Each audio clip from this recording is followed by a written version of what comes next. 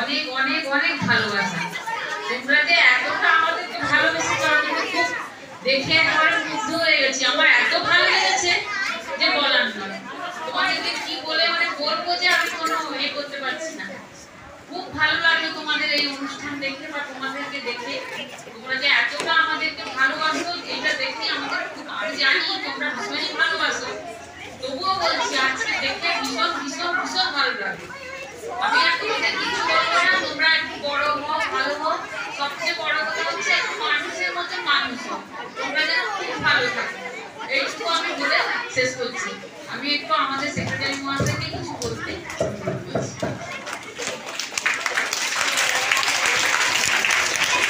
তোমরা যে আজকে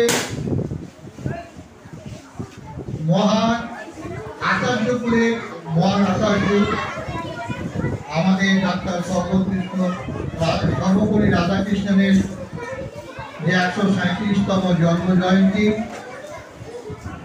এটা এত মহাসমুদায় পালন করবে আমি এর আগে কোনোদিন দেখিনি।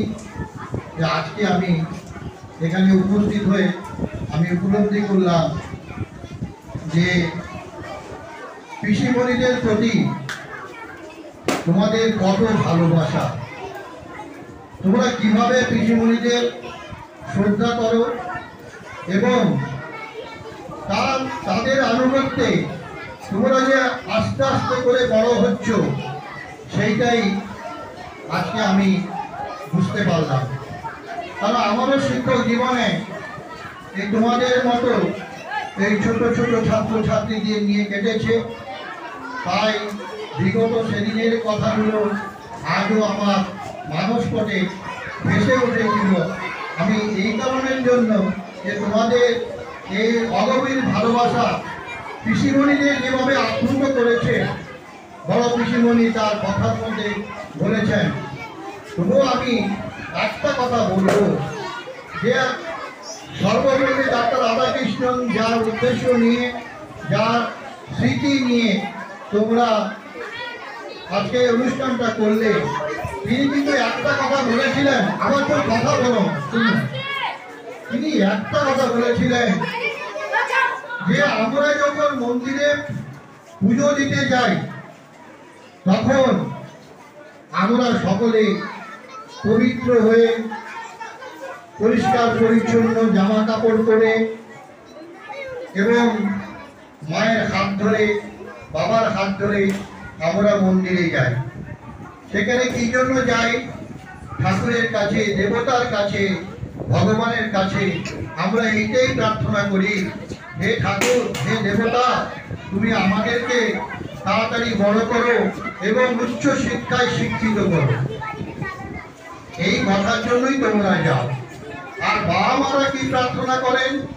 যে আমার সন্তান যেন, হে ভগবান, যেন ওরা পড়াশোনা করে মানুষের মতো যেন মানুষ হয়, এইটাই ওনারা ঈশ্বরের কাছে প্রার্থনা করেন। কিন্তু তোমার প্রার্থনা যা, তোমার বাবা মায়েরও প্রার্থনা তাই ছিল। আমি এইটা বলবো যে শুধু পিসিমণিরা তোমাদের শিক্ষক নন, তিনি তোমাদের পড়ান না। তোমাদের সব থেকে বড় যিনি শিক্ষিকা, তিনি সব থেকে বড় শিক্ষক, যার 10 মাস 10 দিন গর্ভে ধারণ করে অনেক কষ্টে তোমাদেরকে এই পৃথিবীতে আনয়ন করেছেন। এবং তোমরা যখন আদো হাদো ভাষায় কথা বলতে শুরু করলে, প্রথমেই তুমি বলেছো, তোমার মুখ থেকে একটাই ডাক এসছে, যে মায়ের ডাক, মা কথাটা এসছে। তাই আমি তোমাদের কাছে বলবো, মা হচ্ছেন আমাদের সকলের সব থেকে বড় শিক্ষক এবং তার থেকে আর শিক্ষক কেউ নেই। তিনি তার লালন পালনের মধ্যে ভালোবাসার মাধ্যমে, স্নেহ ভালোবাসার মাধ্যমে তোমাদেরকে যেভাবে আস্তে আস্তে করে বড় করে তুলছেন এবং তোমাদের জন্য স্কুলে পড়াশোনার সময় দিচ্ছেন এবং তোমরা যাতে ভালো হও, এই কথাগুলো ওনারা সবসময়ের জন্য প্রত্যাশা করেন।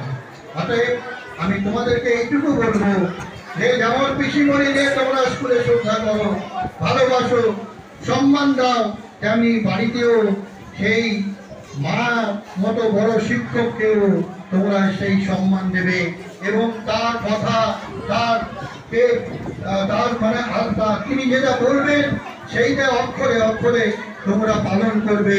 তার সাথে সাথে পিসিমণিদেরও কথা শুনবে এবং মন দিয়ে পড়াশোনা করে তোমরা জীবনে প্রতিষ্ঠিত হও, ডাক্তার হও, ইঞ্জিনিয়ার হও, শিক্ষক হও, যার যা হবি, যার যা উদ্দেশ্য সেটা আমি ঈশ্বরের কাছে প্রার্থনা করি যে তোমরা সেইভাবে নিজেকে প্রতিষ্ঠিত করতে পারো।